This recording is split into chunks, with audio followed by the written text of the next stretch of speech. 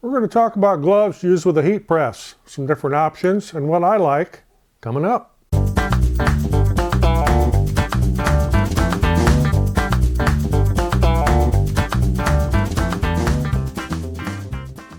I'm Roger, welcome to the loft above the shop. I'm over here by the heat press, and we're going to talk about gloves for a little bit. A pair of gloves did come with the heat press, and they must have been for a child because they were really small. And they're even a little bit small for my wife, so that they say that one size fits most. They must mean most kids, I don't know. So anyway, I definitely needed to have some gloves. For a while I was using these Dollar Tree oven mitts, which work fine, except it's a mitten and you don't have very much dexterity with your fingers to be able to grab things.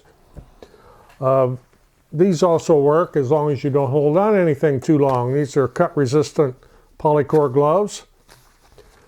So what I finally went to was, and I have another pair of these that I use for cooking. I do quite a bit of smoking and barbecuing in the summer, and for pulling pork when it's hot. These liquid silicone gloves are great, and there's a link in the description on where to get these from Amazon. They're made by Lanon. They're called liquid silicone, although they don't feel like liquid. As far as a glove for handling hot things, yeah, they're great, but not for a prolonged period.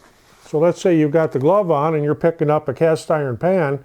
You're not going to be able to stand there and hold it for 5 or 10 minutes because that heat will eventually go through this. But as far as having good dexterity and working with the heat press and being able to pull projects on and off of there, they're great. And I'm not sponsored by them. I bought these. Nobody's paying me to say anything good about them.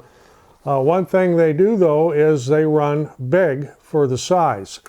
These here say size 10. I knew this ahead of time because I'd read that other people had this problem way back when I got my first pair, so I went down one size.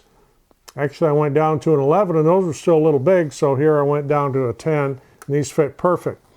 That's one of those things that drive me nuts about glove sizes. As I say, these are 10s, these are 11s, or extra large, and I actually wear an 11. But when you get into how do you size your gloves, well, you get, they got size charts you can get, and you're supposed to take one of these measuring things here and put it around the palm of your hand, right where your thumb is on your dominant hand. Bring this around. Okay, well, mine is 9.5 inches.